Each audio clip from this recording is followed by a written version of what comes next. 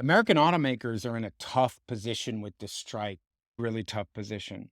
The UAW, and again, whether you think this is a good idea or not, if workers don't feel like they're being paid enough, that's a problem, obviously.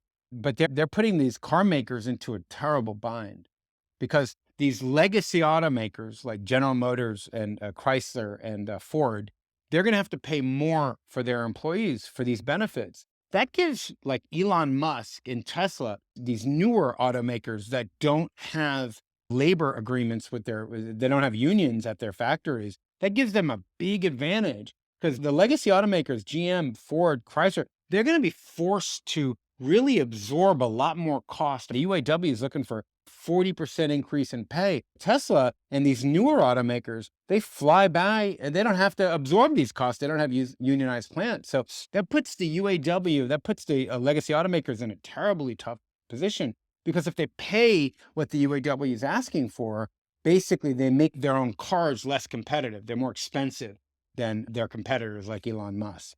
But GM and Ford are in a tough position. And this is really representative of a bigger problem in this country. The bigger problem is this kind of contract or this understanding between business and labor. And a large part of that is because of the hollowing out of the middle class of this country, because we basically shipped 10 million jobs to China when we allowed them entry into the World Trade Organization in 2000.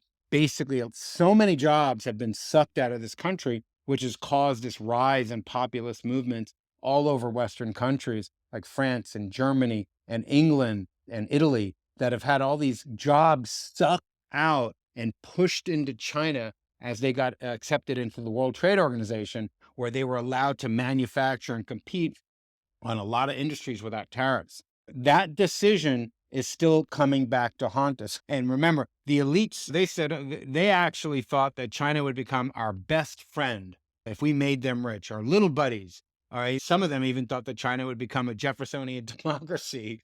But what do they know? These are the same geniuses that literally have been saying China would become our best friend and a Jeffersonian democracy. And here we are with them as our primary competitor. But these in a really our number one threat. And anybody who's not taking advantage or paying close attention to the China threat really isn't looking at this the right way, in my humble opinion.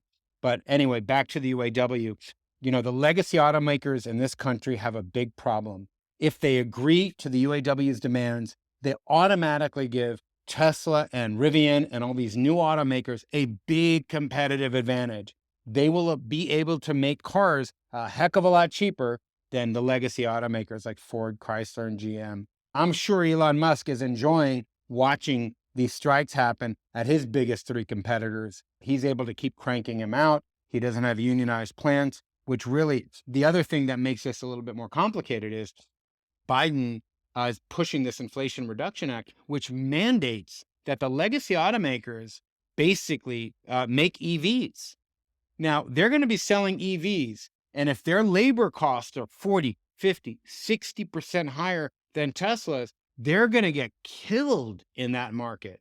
Right now, Tesla doesn't compete with them on gas-powered engines, internal combustion engines. So their labor costs are spread around there. But in EVs, they're going to go head-to-head with Tesla, which basically doesn't have unions. So they're going to be going ahead, giving Tesla a massive advantage in pricing of its automobiles compared to the advantage that GM, Ford, and Chrysler, these legacy automakers, are going to have if they give in to the UAW. But again, I'm not taking a stand on that. I can't even imagine from the position of the auto worker, we're getting worked to death over here, 12, 16-hour days, and these guys are probably making wages that weren't good for 20 years. So I understand where they're coming from. I just don't know how they're going to square, these legacy automakers are going to square this very, very difficult problem. This is going to be a challenge for them. I don't know how they're going to beat Tesla or the Teslas of the world if they're forced to pay their workers